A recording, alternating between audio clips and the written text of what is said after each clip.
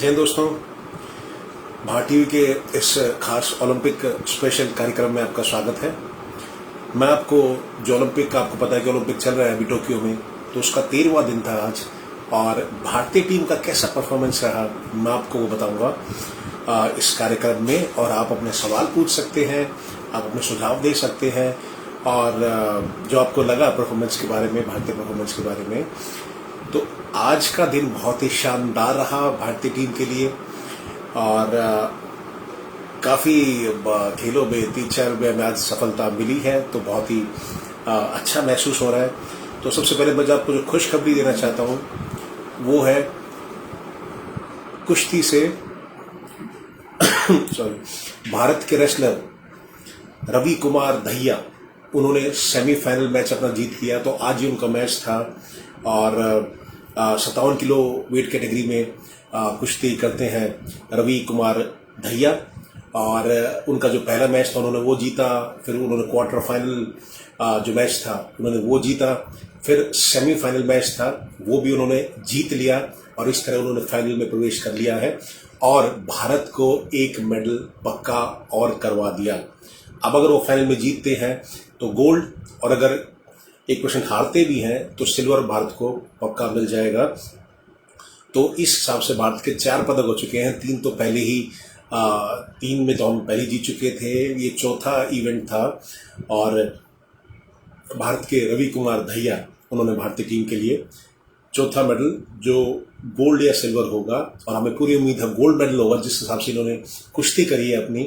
तो बहुत ही शानदार खेल का प्रदर्शन दिखाया और भारत के नाम ये मेडल किया। तीनों अपनी कुश्तियाँ उन्होंने जीती और उनका जो सेमीफाइनल मैच था वो कजाकिस्तान के खिलाड़ी थे नूरिस्लाम सनायेव, उनसे उनका मैच था। तो उनको इन्होंने हराया और जो मैच था अपने नाम किया। अंतिम क्षणों में जो आखिरी मिनट रह गया था वहाँ इन्होंने जीत हासिल करी और भारत का एक और पदक पक्का कर दिया। बहुत ही शानदार जीत। ये जो पहलवान है हमारे रवि कुमार दहिया जी, ये हरियाणा के नारी गांव से आते हैं। तो वहाँ काफ़ी अब लोग इकट्ठा होना शुरू हो गए हैं। उनके जो गांव का लाडला, उनके जो शहर का लाडला, उनके हरियाणा का लाडला, उनके भारत का लाडला, उन्होंने नाम रोशन कर दिया भारत का। बहुत ही शानदार प्रदर्शन। और इस जीत के साथ रवि कुमार दहिया ने जो ये जीत दर्ज करी है, इसके साथ वो ओलंपिक्स में जो भारत का प्रदर्शन है, जो रेसलर जो जीते हैं आज तक, तो 5 बार रेसलर जीते हैं। जैसे मैंने आपको पहले बताया कि इतने पदक हमारे पास नहीं है, तो करीब 5 बार रेसलर जीते हैं। तो ये 5वें रेसलर बन गए हैं जो मेडल लेके आए हैं। केडी जाधव जीते थे, 1952 की बात है जब वो कुश्ती में जीते थे। फिर सुशील कुमार जीते 2008 में। फिर 2012 में सुशील कुमार फिर जीते थे, जो सिल्वर मेडल लेके आए थे।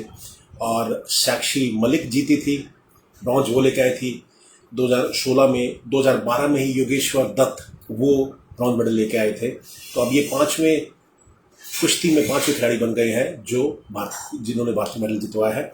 लेकिन अगर ये फाइनल जीतते हैं जो इनका मुकाबला है, तो कहीं ना कहीं एक कदम ऊपर हो जाएंगे और दूसरे ऐसे इंडिविजुअल स्पोर्ट्स में ये खिलाड़ी बन जाएंगे जिन्होंने भारत को गोल्ड मेडल जितवाया। तो अभिनव बिंद्रा ने, आपको पता होगा कि 2008 का जो ओलंपिक्स था उसमें अभिनव बिंद्रा ने गोल्ड मेडल जिताया था शूटिंग में भारत को। तो उसके अलावा आज तक जो इंडिविजुअल स्पोर्ट्स है उसमें भारत को कोई गोल्ड मेडल नहीं मिला है और काफ़ी समय हो गया है, बहुत समय हो गया। तो अब भारत को गोल्ड चाहिए और रवि कुमार दहिया बिल्कुल भारत को गोल्ड मेडल जिताएंगे। उसके अलावा 8 हमारे जो गोल्ड है तो वो हमारे हॉकी में है। 2 सिल्वर है हॉकी में, 1 ब्रॉन्ज है हॉकी में। तो 11 बार हॉकी में हम जीते हैं।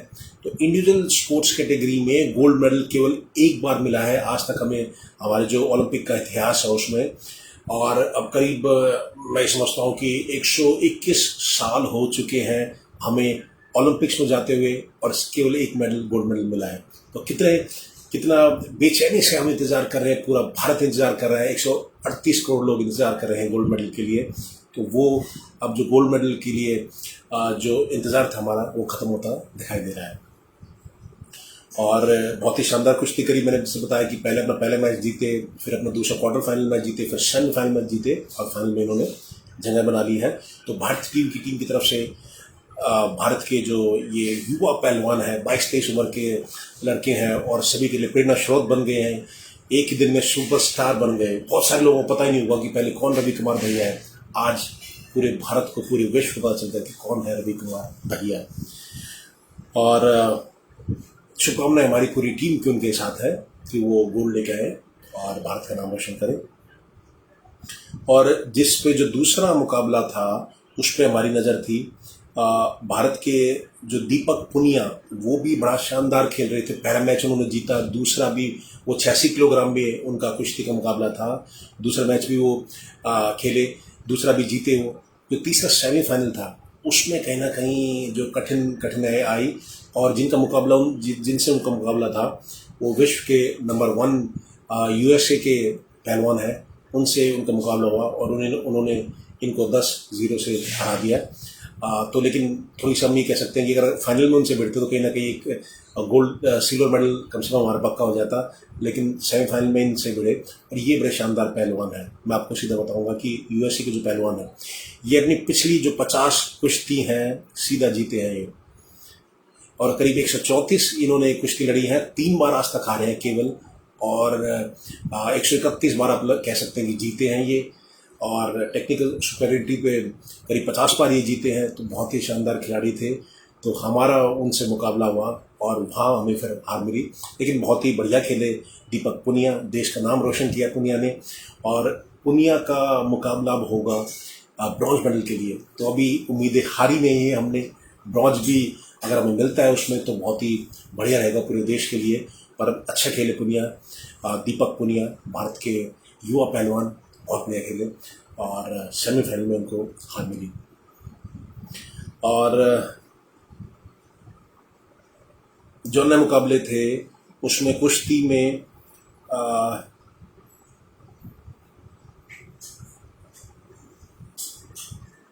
और मैं आपको बता दूं कि जो अभी अपने सवाल पूछ सकते हैं या अपने सुझाव आप रख सकते हैं, जो आपको सुझाव हैं मैच के प्रति आप वो बता सकते हैं। कुश्ती में भारत की अंशु मलिक, ये भी उनका मुकाबला भी था। 19 वर्षीय खिलाड़ी हैं। कल उनका जन्म दिवस है, 20 साल की कल हो जाएंगी। तो उनका ये पहला ओलंपिक्स था और वो बुल्गारिया के खिलाड़ी के साथ थी। उनका फर्स्ट राउंड में हालांकि वो हार गई, लेकिन अच्छा प्रयास उन्होंने करा। अंशु मलिक ने आगे पूरा भविष्य पढ़ाया, पूरा जीवन पढ़ा उनके लिए, और वो आगे जाके जरूर भारत के लिए ओलंपिक में मेडल लेके आएंगी। तो कहने कि 8-2 से अंशु मलिक हारी, जो भारत की पहलवान थी। जो बुल्गारिया की जो खिलाड़ी थी वो बड़ी अनुभवी थी, वो तीसरी रैंक है उनकी, तो उनसे ये आ रही है। वो 26 वर्षीय है। और हमारी जो भारत की बेटी अंशु मलिक वो 19 साल की है। कल उनका 20वां जन्मदिन है। तो कल तो उसमें उनको कहने की हार मिली, तो उससे निराशा हुई, लेकिन अच्छा प्रयास किया उन्होंने और हमें पूरा यकीन है कि अगली बार वो भारत के लिए मेडल लेके आएंगे। और जो अच्छी और खबर रही, एक लवलीना का जो मैच था, जो भारत की बेटी लवलीना, तो उनका एक सेमीफाइनल जो मैच था तो वो विश्व की नंबर 1 मुक्केबाज के साथ उनका मैच हुआ। लेकिन जो लवलीना बोरगोहेन जो भारत की बेटी थी, उनका मुकाबले पे सबकी नज़रें थी, उनका मैच हुआ और जो सेमीफाइनल मैच था। तो लेकिन अब उनका क्या हुआ कि जो दूसरी जो ओपोनेंट थी वो विश्व की नंबर 1 खिलाड़ी है और वो तुर्की की बॉक्सर है, बुसेनाज शुरमेनेली। तो ये वो बॉक्सर है, उनसे उनका मुकाबला हुआ।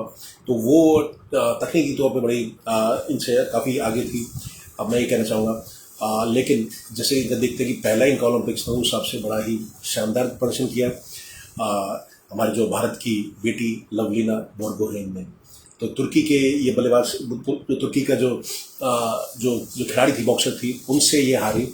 और तो वहाँ पर उन्होंने फिर भी भारत के नाम, जो ब्रॉन्ज मेडल था, भारत को मिला और भारत की एक और बेटी ने भारत के नाम एक मेडल करवाया। तो बहुत ही खुशी मिलती है उससे, बहुत ही अच्छा महसूस होता है। और ये ओलंपिक में लवलीना ओलंपिक में भारत को ब्रॉन्ज मेडल दिलवाने वाली तीसरी बॉक्सर बन गई हैं। और इससे पहले भी 2 बॉक्सर और थे, तो ये तीसरी बॉक्सर बनी कहीं ना कहीं। और लोगों को लग रहा था कि हमें सबको उम्मीद थी कि गोल्ड या सिल्वर के लिए, गोल्ड के लिए जाएंगी। वहाँ थोड़ी सी निराशा लगी, लेकिन अनुभव की बहुत कमी थी अभी, और आगे जाके ये जरूर अपना जो ब्रॉन्ज मेडल इनको मिला है, तो वो रंग का जो तबका है वो सिल्वर या आगे फिर जाके गोल्ड मेडल जरूर भारत के लिए लेके आएंगी। तो बहुत ही शानदार। असम से आती हैं ये भारत की बेटी लवलीना बोरगोहेन, तो इन्होंने भारत को एक और पदक दिलाया, ब्रॉन्ज मेडल भारत को मिल गया आज। उसके अलावा जो अच्छी खबर है, जो नीरज चोपड़ा भारत के, तो जेवलिन थ्रो में नीरज चोपड़ा इन्होंने शानदार प्रदर्शन किया। आज ये जो क्वालिफाइंग जो मैचेस थे उसमें ये पहले स्थान पे रहे, और करीब 86 मीटर के करीब इन्होंने जो जेवलिन फेंका, और इनका जो पर्सनल बेस्ट है करीब 88 है, तो 86 आज इन्होंने फेंका। और अपने जो ग्रुप ए और ग्रुप बी में जितने भी पार्टिसिपेंट्स थे, ये नंबर 1 रहे भारत के नीरज चोपड़ा। अब इनका जो परसों फाइनल होगा तो उसमें पूरे देश की उम्मीदें हैं, तो अगर वहाँ भी कहने के ये प्रदर्शन दोहराती हैं तो भारत को गोल्ड मेडल बिल्कुल मिल सकता है। क्योंकि जो दूसरे जो खिलाड़ी थे, वेटल करके जो खिलाड़ी हैं, वो उनका पर्सनल बेस्ट 97 मीटर है, लेकिन आज वो करीब 82 या 84 तक ही फेंक पाए, वो 97 मीटर्स नहीं फेंक पाए। तो फाइनल में भी अगर वो 83-84 फेंकते हैं, और हमारे जो भारत के नीरज चोपड़ा हैं, अगर वो इसमें 86 या 88 कहीं फेंकते हैं, तो गोल्ड मेडल भारत को एक और ये दिलवा सकते हैं। तो उसमें भी भारत को गोल्ड मेडल पक्का हो जाएगा। और तो पूरे देश की शुभकामनाएं हैं। नीरज ने अपने पहली थ्रो में, इनको 3 चांस मिलते हैं, इन्होंने एक ही थ्रो में, जो फर्स्ट थ्रो थी उसी में अपना जो 86 मीटर करीब फेंक दिया, और भारत के जो इन्होंने फाइनल में प्रवेश कर लिया। आपकी कोई सवाल है तो आप पूछ सकते हैं, आपके कोई सुझाव है तो आप सुझाव दे सकते हैं। और मैं आपको अपडेट दूंगा। और आगे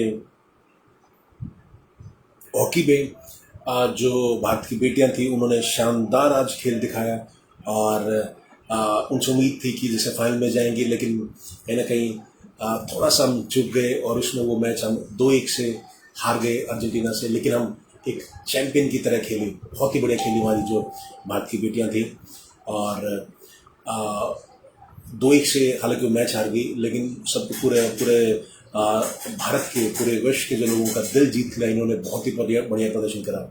ये वर्ल्ड में नंबर 9 रैंकिंग में आते हैं, और इन्होंने जो परफॉर्मेंस अपना दिया ऑस्ट्रेलिया की टीम के साथ, जो टॉप की टीम है, और आज जो अर्जेंटीना की टीम के साथ जो परफॉर्मेंस दिया है, बहुत ही शानदार प्रदर्शन किया और दिल जीत लिया उन्होंने पूरी दुनिया का, और एक बड़ा अच्छा मैसेज दिया है। और जो हमारी बेटियां हैं, वो भी इसलिए आगे से इनको देख के, इनसे प्रेरणा लेके इसी स्पोर्ट्स में, हॉकी में आगे बढ़ेंगी। अगर आपके सवाल है तो आप पूछ सकते हैं, कोई आपको सुझाव है तो आप सुझाव दे सकते हैं।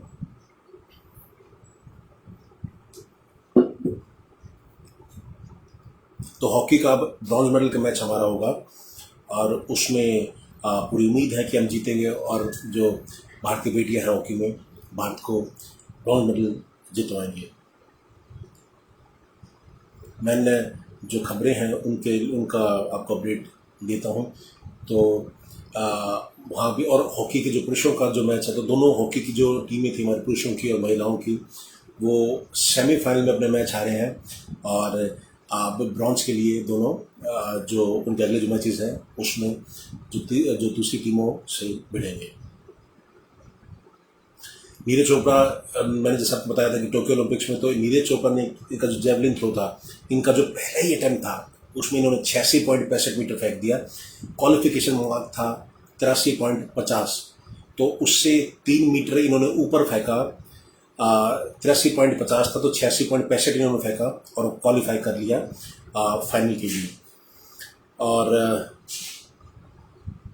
इनका पहला ही ओलंपिक इवेंट है ये नीरज चोपड़ा का, जो भारतीय खिलाड़ी है, 23 वर्षीय है, युवा है, और आगे जाके भारत को कई मेडल जितवाने वाले हैं। तो इन पर आप नजरें रखिएगा, बहुत ही शानदार खिलाड़ी हैं। नीरज चोपड़ा ने 2018 में एशियन गेम्स में गोल्ड मेडल जीता था और उस टाइम इन्होंने 88.06 मीटर दूर भाला फेंका था और ये नेशनल रिकॉर्ड भी रह चुका है। और अब 7 अगस्त को है, पूरे देश को पूरा इंतज़ार है 7 अगस्त का, और उस दिन ये फाइनल मैच होगा 7 अगस्त को। उसमें भारत को पूरी जो पदक की जो पूरी उम्मीदें भारत की हैं, तो गोल्ड हमारे भारत में एक और आ सकता है अगर ऐसे ही हालात रहे और इतना बढ़िया उन्होंने परफॉर्मेंस दिया तो। और जो दावेदार माने जा रहे हैं, वेटर करके जो वेटर हैं, जो खिलाड़ी थे, तो दूसरे खिलाड़ी हैं, तो उनका पर्सनल बेस्ट 97 मीटर्स है, 97 मीटर उनका पर्सनल बेस्ट है। लेकिन वो उन्होंने आज जो 3 चांस मिले उनके, तो एक में उन्होंने 82.04 फेंका और दूसरे में उन्होंने 82.08 फेंका का थ्रो फेंका वेटर ने, तो उससे उन्होंने क्वालिफाई कर लिया। और ये सबसे, अगर गोल्ड मेडल की बात होगी तो नीरज के अगेंस्ट जो सबसे मुश्किल जो कंपटीशन होगा, तो वेटर जो खिलाड़ी हैं, वेटर ये इनको नीरज को कंपटीशन देंगे, क्योंकि इनका जो पर्सनल बेस्ट है 97 मीटर्स है, 97 मीटर। और हमारे जो भारत के शेर जो नीरज चोपड़ा, इसका बेस्ट है 88 मीटर्स। तो अगर वो अपना बेस्ट फेंकते हैं, 90 करीब कहीं फेंकते हैं, तो फिर दिक्कत हो सकती है। नहीं तो भारत के जो नीरज चोपड़ा हैं वो गोल्ड मेडल ही लेके आएंगे भारत के लिए। नीरज ने कहा है कि तो भारत को ट्रैक एंड फील्ड में आज तक कोई एक पदक मिला ही नहीं है, तो अगर यहाँ नीरज चोपड़ा जीतते हैं डिस्कस जेवलिन थ्रो में, तो इनको भारत को पहला जो ओलंपिक मेडल है ट्रैक एंड फील्ड इवेंट में वो मिलेगा। तो बहुत उम्मीदें हैं इस खिलाड़ी से और हमें पता है कि नीरज पर पूरा भरोसा है हमें। नीरज ने कहा है कि मैं अपने पहले ओलंपिक खेलों में हिस्सा ले रहा हूँ और काफ़ी अच्छा महसूस कर रहा हूँ। वार्म अप के दौरान मेरा प्रदर्शन अच्छा नहीं था, लेकिन पहले थ्रो क्वालिफाइंग दौर में मैंने अच्छा कोण हासिल किया और यह परफेक्ट थ्रो थी। तो ये कह रहे हैं कि परफेक्ट थ्रो थी इनकी, नीरज चोपड़ा की, जो इन्होंने ये कह रहे थे वार्म अप में मैं इतना अच्छा नहीं परफॉर्म कर पाया, लेकिन मैंने ये जो पहला थ्रो फेंका ये ही 86 मीटर चला गया और मैंने क्वालिफाई कर लिया। और इनका जो पहला ओलंपिक्स है और ये अच्छा करेंगे। और आगे ये कहते हैं कि यह फाइनल बिल्कुल अलग एहसास होगा, क्योंकि यह मेरा पहला ओलंपिक है। शारीरिक रूप से हम सभी कड़ी ट्रेनिंग करते हैं और तैयार हैं, लेकिन मुझे मानसिक रूप से तैयार होने की भी ज़रूरत है। मुझे अपने थ्रो पर ध्यान देने की ज़रूरत है और अधिक दूरी के साथ इस प्रदर्शन को दोहराने की कोशिश मैं करूँगा। नीरज चोपड़ा ने ऐसा कहना है। कोविड-19 महामारी के कारण ओलंपिक से पहले तैयारी काफ़ी मुश्किल रही, तो जो कोविड-19 का साया था पूरी दुनिया में पड़ा, तो उसमें भी कहते हैं कि काफ़ी मुश्किल आई उससे इनको, जो कोविड-19 की वजह से जो तैयारियां पूरी नहीं हो पाई। तो ये थे जो भारत के नीरज चोपड़ा, जो मैंने आपको बताया। और आप कोई और जो अगर आपके सवाल था सवाल पूछ सकते हैं, आपके कोई सुझाव है तो आप सुझाव दे सकते हैं।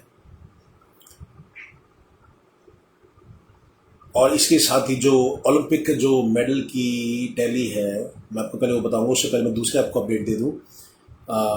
रवि कुमार का, जिसने बताया कि फाइनल में उन्होंने जगह बना ली है। कजाकिस्तान के पहलवान नूरी सलाम को मात दी थी उन्होंने, और अब इनको कम से कम सिल्वर मेडल तो इन्होंने पक्का कर लिया है और गोल्ड भी हो सकता है, जिसकी हमें पूरी उम्मीद है। और दीपक पुनिया जो अपने सेमीफाइनल में हारे थे, उनका मुकाबला था अमेरिका के टेलर डेविड मॉरिस, जिन्होंने 10-0 से इनको हराया था दीपक पुनिया को। तो वो ब्रॉन्ज मेडल के लिए कुश्ती करेंगे अपने अगले। और रवि कुमार, आपको ये बता दूं कि कैसे ये मुकाबला जीते। ये पीछे चल रहे थे काफ़ी समय से। रवि कुमार शुरुआती मुकाबले में 5-9 से पिछड़ गए थे, 5-9 से पीछे थे ये, लेकिन उन्होंने जोरदार वापसी करते हुए कजाकिस्तान के पहलवान को पटकनी दी और इस जीत के साथ रजत पदक उन्होंने पक्का कर ही लिया अपना। ये अपडेट था। बाकी जो अभी तक जो मेडल टैली का अपडेट है, मैं आपको बता दूं कि चाइना को 69 मेडल्स अभी तक मिले हैं, जिसमें 32 गोल्ड, 21 सिल्वर और 16 ब्रॉन्ज मेडल है। यूनाइटेड स्टेट्स दूसरे नंबर पे है, जिनको 75 मेडल मिले हैं, लेकिन उनके गोल्ड कम है, तो इसलिए सेकंड नंबर पे है। तो उनको मिले हैं 25 गोल्ड, चाइना को 32 गोल्ड है। तो यूनाइटेड स्टेट को 25 गोल्ड, 29 सिल्वर और 21 ब्रॉन्ज, 75 मेडल हो गए इनके अमेरिका के। और जापान को 39 मेडल मिले हैं, जिसमें से 20 गोल्ड है और 7 सिल्वर और 12 ब्रॉन्ज मेडल है। चौथे नंबर पर ऑस्ट्रेलिया, जिनको 34 मेडल मिले हैं, जिसमें से 14 गोल्ड, 4 सिल्वर और 16 ब्रॉन्ज मेडल है। और बाकी आरओसी को 13, ग्रेट ब्रिटेन को 13 गोल्ड, आरओसी को 13 गोल्ड, ग्रेट ब्रिटेन को 13 गोल्ड, जर्मनी को 8 गोल्ड। इसके साथ ही जर्मनी 7वें नंबर पे है, फ्रांस को 6 गोल्ड, तो 8वें नंबर पे फ्रांस है, और नीदरलैंड 9वें नंबर पे है, जिनको 6 गोल्ड मिले हैं। और भारत की टीम एक गोल्ड, एक सिल्वर, माफी चाहूँगा, एक सिल्वर और 2 ब्रॉन्ज के साथ 3 मेडल भारत को मिले हैं। तो भारत की टीम 62वें स्थान पे है। तो अगर कल भी 2-3 मेडल भारत को मिल सकते हैं, तो ये जो 62वें नंबर पे हमारे प्रिपरेशन में है, तो ये ऊपर हम आ सकते हैं। और बहुत ही उम्मीदें हैं पूरे देश को, पूरी भारतीय टीम से। और अदिति अशोक, वो उन्होंने भी बड़ा बेहतरीन प्रदर्शन किया। तो अभी मैं उनका भी आपको अपडेट दे देता हूँ। तो राउंड 1 में जो विमेंस इंडिविजुअल स्ट्रोक प्ले था, उसमें अदिति अशोक वो करंटली टाइड है दूसरे स्थान पे यूएसए की नेली कोडा के साथ। नेली कोडा, तो इनके साथ ये दूसरे नंबर पे है अभी। और दीक्षा डागर, जो भारत की दूसरी गोल्फर है, तो वो अभी 56वें स्थान पे है। और कल उनका राउंड 2 होगा। तो आज राउंड 1 में भारत की अदिति अशोक बहुत ही शानदार खेली और दूसरे नंबर पे है राउंड 1 खत्म होने के बाद। और जो उनके साथ जो टाइड अभी उनके साथ जो दूसरी यूएसए की नेली कोडा भी है, तो वो उनके साथ दोनों दूसरे नंबर पे बने हुए हैं। तो गोल्फ में भी भारत के लिए खुशखबरी है और बहुत ही शानदार प्रदर्शन किया। और उम्मीद है कि कल भी अच्छा परफॉर्मेंस करेगी भारत की बेटी अदिति अशोक, और आगे जाके भारत को मेडल भी जितवाएगी। ये मैंने आपको अपडेट दिया। मैंने आपको हॉकी के बारे में बता दिया है, और जो कुश्ती के बारे में मैंने आपको बताया कि कुश्ती के जो मुकाबले थे। हॉकी के मैंने बताया आपको। बॉक्सिंग का मैंने बताया कि लवलीना को निराशा हुई क्योंकि सेमीफाइनल में लवलीना हार गई, आज़ाद का सामना करना पड़ा, लेकिन ब्रॉन्ज मेडल भारत के लिए लेके आई। बहुत ही सम्मान की बात है, बहुत ही गर्व की बात है। आप भी अपने सवाल पूछ सकते हैं, अपने सुझाव आप दे सकते हैं। मैं आपको कल के मुकाबले के बारे में बता दूं कि कल कौन से मुकाबले होने वाले हैं। कल एक तो मेंस 20 किलोमीटर रेस वॉक का फाइनल है। उसमें भारत के केटी इरफान है, राहुल रोहिला और संदीप कुमार है। तो ये दोपहर को 1 बजे आप ये मैच देख सकते हैं, men's 20 kilometre race walk final. Golf में अदिति अशोक, जो इनका सेकंड राउंड है, तो 5:55 पर शुरू हो जाएगा। और दीक्षा डागर, वो उनका 7:39 पे है भारत समय के अनुसार, सुबह 7:39 पे। और हॉकी का मैच जो बहुत ही बड़ा मैच है, कल सुबह 7 बजे जर्मनी और इंडिया। तो जो पुरुषों की हॉकी का मैच है, अपना जो सेमीफाइनल मैच हार गए थे जो भारतीय टीम, लेकिन अब उनका ब्रॉन्ज के लिए मैच है। और बेल्जियम से उनका जो मुकाबला था वो हार गए थे अभी सेमीफाइनल का 5-2 से। बहुत ही शानदार खेले थे, लेकिन अंत में गोल हो गए हमारी टीम के। तो उन्होंने बड़ा अच्छा प्रदर्शन किया है इस टूर्नामेंट में, ओलंपिक्स में। तो उनका 7 बजे आप तैयार रहिएगा और उनको चेयरअप करिए हमारी टीम इंडिया को, ताकि वो मेडल लेके आए देश के लिए। कुश्ती के एक में जो गोल्ड, मेरे पूरा भरोसा है कि जो गोल्ड लेके आएगा भारत के लिए, वो है भारत की बेटी विनेश फोगाट। तो कल सुबह विनेश फोगाट, जो 53 किलोग्राम वेट कैटेगरी में कुश्ती करती हैं, तो उनके मुकाबले शुरू हो जाएंगे। विनेश फोगाट का मुकाबला सुबह 8 बजे है और सोफिया मेडसन के साथ उनका पहला मुकाबला है। और फिर उनका क्वार्टर फाइनल मैच होगा। अगर विनेश जीतती हैं तो फिर उनका सेमीफाइनल कल मैच होगा। रैपिड चार्ज का जो एक प्रोसेस होता है, रैपिड चार्ज कहते हैं इसको। ये होता क्या है, अगर सपोज आप कोई मुकाबले में हार जाते हैं कुश्ती में, तो रैपिड चार्ज में क्या होता है, आपका ओपोनेंट अगर जैसे 4 मुकाबले हैं, जो फर्स्ट राउंड हो गया, फिर क्वार्टर फाइनल हो गया, सेमीफाइनल हो गया, फिर फाइनल हो गया। तो अगर जो पहले 3 मुकाबले में आप कहीं हार जाते हैं तो आप जिससे आ रहे हैं अगर वो फाइनल पहुंच जाता है तो रैपिड चार्ज का एक ऑप्शन आपको मिलता है। इसमें इसको आपको अपने जो अगले, जैसे अगर आप पहले राउंड में हार जाते हैं तो आपको 3 मुकाबले आपको कुश्ती लड़नी होगी और तीनों से जीतना होगा, फिर आपको ब्रॉन्ज मिलेगा। और ये जो आपका मुकाबला होता है ये होता है कि जो सेमीफाइनल में जो खिलाड़ी हारा होता है तो रैपिड चार्ज का मुकाबला उस खिलाड़ी से होता है और जो जीत जाता है उसको ब्रॉन्ज मेडल मिलता है। तो वो भी किस्मत की बात है कि अगर जैसे आप हारते हैं फर्स्ट राउंड में तो अगर आपका खिलाड़ी जाएगा फाइनल में तो जो भारत की बेटी अंशु मलिक, तो इनकी बड़ी किस्मत ने साथ दिया। जो बुल्गारिया की जो खिलाड़ी थी जिनसे ये हारी थी वो फाइनल में प्रवेश कर चुकी है, इसलिए रैपिड चार्ज का इनको ऑप्शन मिला है। और इनका मुकाबला कल वेलरी कोब्लोवा से है। और तो अंशु मलिक को 3 मुकाबले जीतने होंगे ताकि वो ब्रॉन्ज जीत सके। अगर तो तीनों जीतती हैं, कल जन्मदिन दिवस भी है अंशु मलिक का जो भारत की पहलवान है, तो उम्मीद करते हैं वो कल तीनों मुकाबले जीतेंगे और भारत के लिए ब्रॉन्ज लेके आएंगी। और रवि कुमार दहिया जो अपने इनका जो गोल्ड मेडल मैच है 57 किलोग्राम जो वेट कैटेगरी का, तो वो कल ही है। तो कल आपको बहुत सारे मुकाबले कल हैं। 57 किलोग्राम में रवि कुमार दहिया जो फाइनल में पहुंचे हैं उनका कल मैच है। और रैपिड चार्ज का जो मुकाबला दीपक पुनिया का भी है, जो विनर होगा रैपिड चार्ज का, क्योंकि सेमीफाइनल में हारे हैं दीपक पुनिया।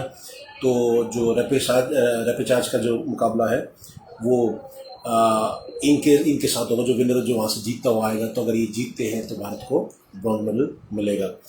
तो अगर दीपक पुनिया जीतते हैं तो एक ब्रॉन्ज यहाँ आ सकता है, रवि कुमार दहिया जीतते हैं फाइनल अपना तो एक गोल्ड यहाँ आ सकता है। अंशु मलिक अपना रैपिड चार्ज का जो प्रोसेस के थ्रू जो मुकाबले जीतती हैं तो एक ब्रॉन्ज यहाँ से आ सकता है।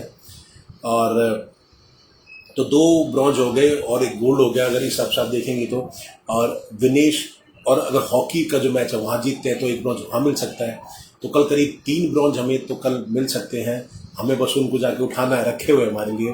तो 3 ब्रॉन्ज का हमारे ऊपर पूरा मेहनत करनी होगी थोड़ी से खिलाड़ियों को, और हम कल मेडल हम लेके आएंगे। तो 3 ब्रॉन्ज हमारे पास है अभी, एक गोल्ड मेडल एक गोल्ड के लिए भी है।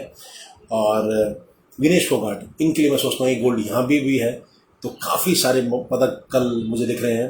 तो करीब जो 5 मुकाबले हैं उसमें मैं आपको कहूँगा कि करीब 4-5 मेडल कल आ सकते हैं या पक्के हो सकते हैं भारत के लिए। तो पूरे देश की उम्मीदें हैं, सबकी उम्मीदें हैं। तो विनेश फोगाट को शुभकामनाएं जो कल अपना अभियान शुरू करेंगे ओलंपिक्स का। आदित्य अशोक जो अभी दूसरे स्थान पे हैं फर्स्ट राउंड में, उनको शुभकामनाएं। और जर्मनी और इंडिया का जो हॉकी मैच है, तो हॉकी की टीम को, जो पुरुषों का हॉकी की टीम है, तो उनको शुभकामनाएं कि वो जीत के ब्रॉन्ज मेडल भारत के लिए लेके आए। विनेश फोगाट का मैंने आपको बता दिया। फिर ऐसे ही जो अंशु मलिक का मैच था, अगर वो तीनों जीतती है अपने तीनों मैचेस तो वो कहीं ना कहीं जो ब्रॉन्ज मेडल भारत के लिए लेके आ सकती है। और रवि कुमार दहिया गोल्ड मेडल, इस मैच पे भी आप नजरें बनाना, गोल्ड मेडल भारत को मिल सकता है, कुछ भी मुश्किल नहीं है। बहुत ही शानदार खेले हैं रवि कुमार दहिया भारत के। और दीपक पुनिया, वो उनका सेमीफाइनल मैच होगा, तो सेमीफाइनल में हार गए थे, लेकिन अब ब्रॉन्ज के लिए मुकाबला होगा, तो उनसे भी पूरे भारत को उम्मीदें हैं। तो बहुत सारे मैचेस हैं, सुबह 5:55 में शुरू हो जाएंगे गोल्फ के मुकाबले और फिर अन्य कुश्ती के मुकाबले।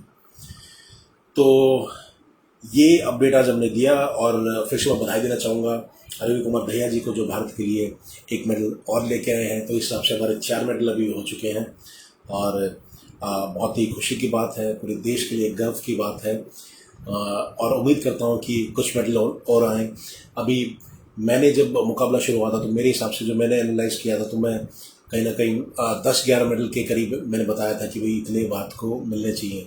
तो मेरे अगर आप आंकड़ों के हिसाब से जाओगे तो 4 तो हमें मिल चुके हैं और 6-7 हमें मेडल हमें कहीं और मिलने चाहिए, मैं ऐसा समझता हूँ। अगर हम अपनी क्षमता के हिसाब से खेलें, तो हॉकी में अगर हम 2 ब्रॉन्ज मेडल हमारे पास आ गए तो ये एक हमारे मुकाबले हैं। फिर जो विनेश फोगाट का मुकाबला है और जो दीपक पुनिया का मुकाबला है, अंशु मलिक का मुकाबला है, और अभी तो बजरंग पुनिया का भी आना बाकी है। जेवलिन थ्रो में नीरज चोपड़ा, इनका मुकाबला भी बाकी है। तो ये जितने भी हमारे जो मुकाबले हैं इसमें बहुत ही उम्मीदें हैं मुझे, और मैं समझता हूँ कि भारत को मेडल मिलेंगे। और जो इस बार जो जो 10 से ऊपर भारत की टीम बढ़ेगी, 10 या 10 से ऊपर मैंने अनुमान लगाया था, तो 10 तक हम मेडल इस बार जरूर लेके आएंगे, ऐसा मैं समझता हूँ। बाकी आपसे निवेदन है कि अगर कोई खिलाड़ी अच्छा परफॉर्म ना कर रहा हो तो आप उनको ट्रोल मत कीजिए, उनको गालियाँ मत दीजिए, वो बिल्कुल असभ्य तरीका होता है। और हमें अपने खिलाड़ियों का सपोर्ट करना है, उनका सम्मान करना है, उनको साथ लेके चलना है, उनके लिए हमें चेयर अप करना है उनको, हमारे खिलाड़ियों को, उनको ये एहसास दिलाना है कि उनके साथ हम खड़े हुए हैं, चाहे हार हो या जीत हो। और हमें ऐसा करना भी चाहिए। ये नहीं कि अगर खिलाड़ी हार गया तो उसको हम गाली दे रहे हैं, वो जीत गया तो फिर उसको अप्रिशिएट कर रहे हैं, ऐसा नहीं होता है।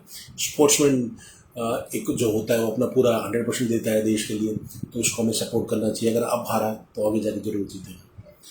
तो ये था जो स्पेशल प्रोग्राम ओलंपिक के लिए, जिसमें हमने पूरा आपको ब्यौरा दिया कि भाई आज कौन से इवेंट थे।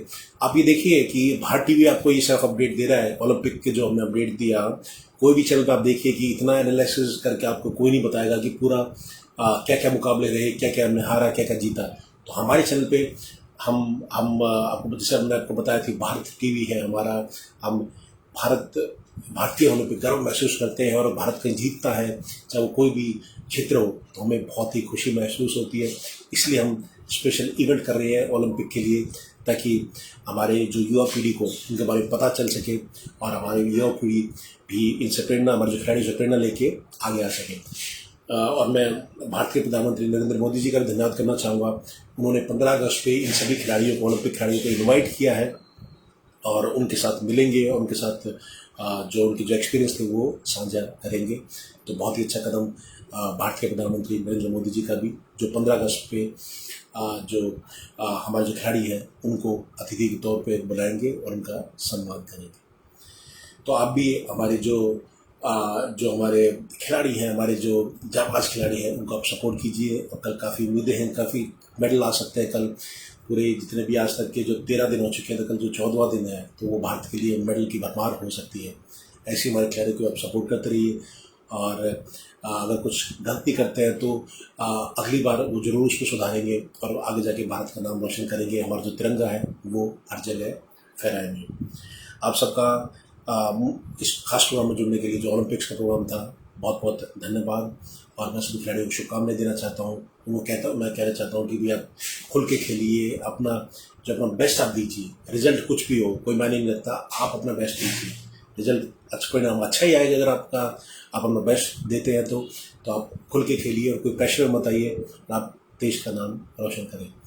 और ये जो विक्ट्री पंच होता है हमारी टीम के लिए, वो हम अपनी टीम के लिए विक्ट्री पंच देते हैं, और उनको बधाई देते हैं, उनको शुभकामनाएं देते हैं कि आप देश का नाम रोशन कीजिए, और हमारा जो तिरंगा है पूरे विश्व में लहराइए।